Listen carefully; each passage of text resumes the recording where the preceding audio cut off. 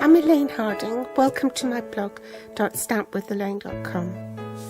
I don't know about you, but I'm ready for something new as celebration draws to a close. So today I have a cute treat box for you. Originally I made it in this size, but it was just a tad too small, so I upgraded it to this size. The stamp set we're using is called Fable Friends. This harks back to the tales of Beatrix Potter and Peter Rabbit, and the images remind me of Jemima Puddle Duck and Squirrel Nutkin. We'll need the Gingham Gala DSP, piece of white scrap for stamping on, Memento Black ink, Balmy Blue combo, Crumb Cake combo and Petal Pink combo, the Simply Scoring tool and the detailed trio punch, the Whisper White sheer ribbon.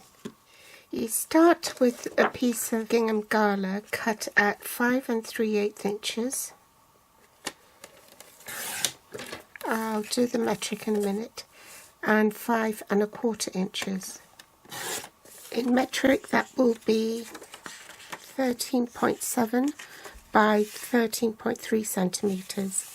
Bring in the scoreboard, and on the shorter side, which is the 4 1/4 inch side, that's the 13.3 centimeter side, you score at 1 1/4 inches and 4 1/2 inches. In metric that's 3.2 centimeters and 11.4 centimeters. Rotate your cardstock clockwise so that the wider of the score line is at the top, and you partially score from 1 1/4 down to that first score line. Okay, and then 2 1/2 all the way down, 3 3/4 up to the first score line, and then 5 inches all the way down. So I'll run through the metric. That will be 3.2 centimeters up to the first score line, all the way down at 6.35, partially score at 9.5, and all the way down at 12.7 centimeters. I'm going to burnish the score lines because it's difficult for you to see. Actually, if I work on this is the larger checks. Got my smaller flaps, the narrow flap on the right, and I'm just going to cut away that little rectangle, bottom rectangle, rotate it 180 degrees. Now the narrow flap is on the left, and I'm going to cut away that little rectangle as well and angle that. Okay, now I've got the narrow flap at the bottom and this narrow joining flap on the right, so I'm going to cut down the narrower flap up to that first score line, rotate it 180 degrees, and I'm just going to cut one of these flaps for the moment. Alright, and I'm going to lift that up. Now I've got my narrow flap on the left. So take my double-sided tape. You can use glue, but I just find that using tear and tape is less messy. So cut that off and do the bottom as well.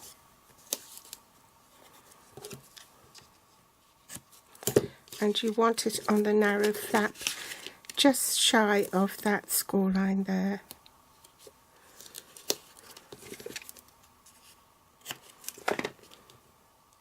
Next, you want to continue cutting, so you cut up the rest of the score lines on the wider flap where the double-sided tape is. Okay, now does that make sense? Next, you want to fold this back and bring in your detailed trio punch, and you want to butt up your paper right into the corner and press from the middle to round off your corners. You might have to fold that back and then do the same for the opposite side. Press from the center to give you a nice neat corner. There's a method in my madness. It is important that you do it in this order so that you don't forget the steps. You have to do it in this order because it just makes scoring a lot easier.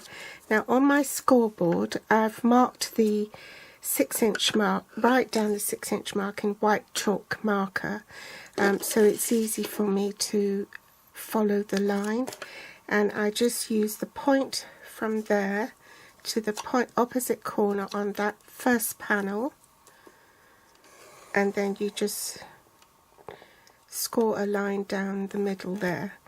Then with your stylus on that point between these two flaps, you rotate your cardstock or your paper, your DSP, so that the score line there meets up with the scoring groove on the 6-inch mark there, and you score upwards or score downwards.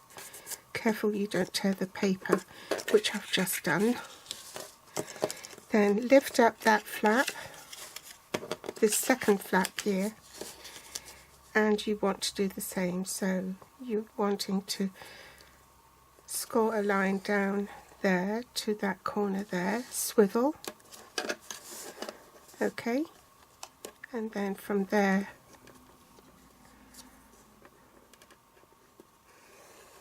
down to this mark here. So now your score lines are done. Reinforce it. Take your scoreboard away. Fold that flap down. Remove the backing tape. Fold that flap to meet it on the other side. Okay. Now, you will notice only 3 sides have got double-sided tape. So this side, without it, you fold back. And you work on opposite corners. So put that one down. Let's take the tape off first. So I've got that first flap down and I've removed the backing tape, and you want to keep that shape square, okay? Bring that flap down to meet this corner here, and that's the reason why I don't want you to remove the tape yet, is so you can use your bone folder, squeeze the box, and then just make sure that that's down properly. Then you can remove it, okay? And you want the flap down that has the double-sided tape. Make sure that's down properly. Remove that last panel and bring the last flap down to meet the rest. And then you have a really nice firm base. Bring in the white scrap of paper, and we want to stamp Peter Rabbit. I forgot to press record. Anyway, I've painted Peter Rabbit's jacket blue because traditionally he always wears a blue jacket. I'm going to colour the outer edges of Peter Rabbit in the darker shade here.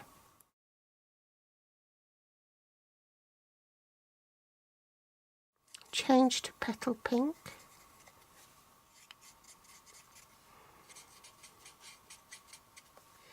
And I'm just going to fussy cut this.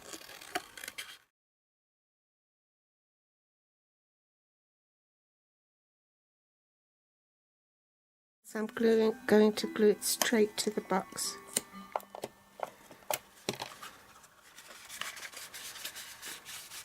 Grab a glue dot, and I'm just going to put it in the corner here. Pop my ribbon round.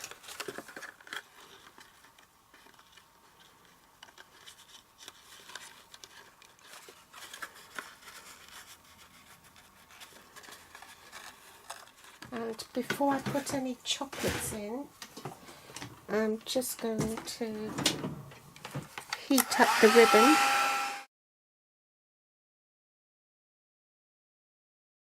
And just trim it off afterwards. Then I can squeeze the lid and pop my chocolate in.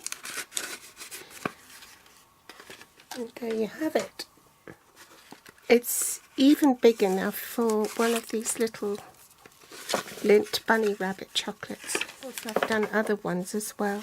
If you were lucky enough to get these ribbons, you could of course use those, but if you haven't, there's plenty of other ribbons in Stampin' Up's product line for you to choose from.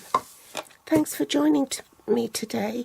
If you like the project, please give me a thumbs up. I'd be ever so grateful. And pop back for more inspiration another time. Thanks for watching. Bye.